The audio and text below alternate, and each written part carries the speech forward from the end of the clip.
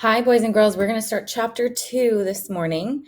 Chapter 2 says, Smartphone, stupid person. Veronica Vega has a new boyfriend already, Chad Bumgartner, Brock's 16-year-old brother. 3 weeks in this town, and it's like Veronica was born here. She's a happening social life, a boyfriend. She's on the volleyball team, the pep squad, the yearbook staff. The whole high school might as well just shut down if she moves away, which she probably will, and sooner rather than later. The way their dad keeps getting transferred. It's always that way. Veronica's a perfect fit wherever she goes, while her brother remains what's-his-face. She also has a phone that works. It's identical to Cooper's other GX4000 with a serial number only one away from his, proving that they came off the assembly line side by side.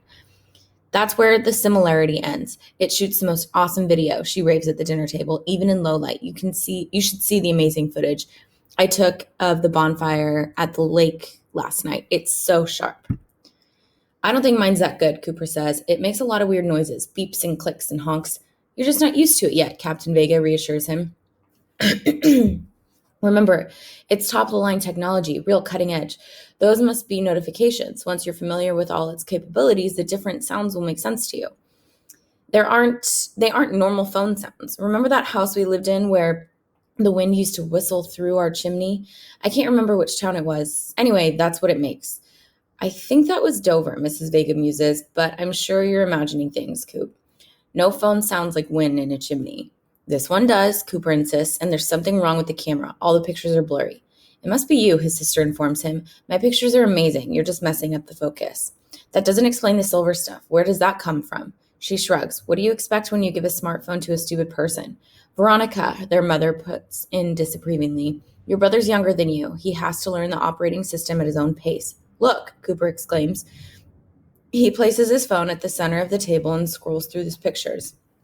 The view from his bedroom window, the family SUV, Melrose, the next-door neighbor's black lab lounging on the grass, each one marred by the same silvery blur. What's that, huh? Sun glare, Captain Vega concludes. Our engineers have the same problem in the military. Our targeting systems have to be able to tell the difference between what's real and what isn't. The phone emits a mournful whistle as the image of Melrose dissolves into static. Mrs. Vega frowns. That actually does remind me of our old chimney. Yes, Delaware, definitely. It has to be some kind of alert, Veronica decides. Check your settings to see if there's a software update available.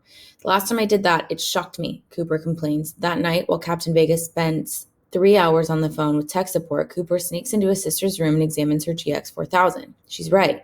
The thing works like a charm.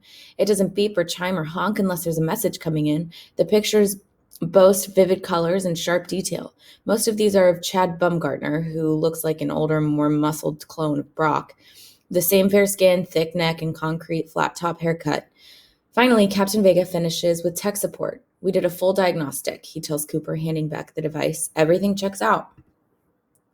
Later, Cooper lies awake in bed, tossing and turning while the GX4000 sits on the nightstand, chirping and whistling. It sounds like R2-D2 in an echo chamber on the edge of the Grand Canyon. There's an angry pounding on the wall. Veronica's voice comes from the next room. Quit playing with your phone. Some of us are trying to sleep. I'm not playing with it, Cooper calls back. I'm not even touching it. It's doing that all on its own. Put it on silent, she growls through the wall. Better still, shut it down. Fine, Cooper holds the power button. The home screen hangs on longer than it should as the grid of apps flickers and the icon begins to spin. That's new. He watches the apps dissolve into the snow. It's a clockwise circle that reminds him of a flushing toilet. The multicolored particles begin to collect the vortex where the drain would be. But instead of being swallowed up, the points of light gather in the center of the screen, forming a shape that ripples and undulates. It continues to grow and spreading amoeba. No, wait, there's no amoeba. There's a head, 2 arms, 2 legs. A person? Then the monitor goes black. The GX4000 is finally off. It vibrates intermittently all night before powering up again all on its own before dawn. That morning, Cooper practically sleepwalks to school. Just about the only thing keeping him awake is the phone in his back pocket, buzzing and chiming. He barely slept, thanks to the GX4000. Even when the thing was wound up tight as a drum, waiting for the next explosion to send it vibrating across the nightstand. It was like the water torture that drives you insane, waiting for the next drop. Hi, Cooper.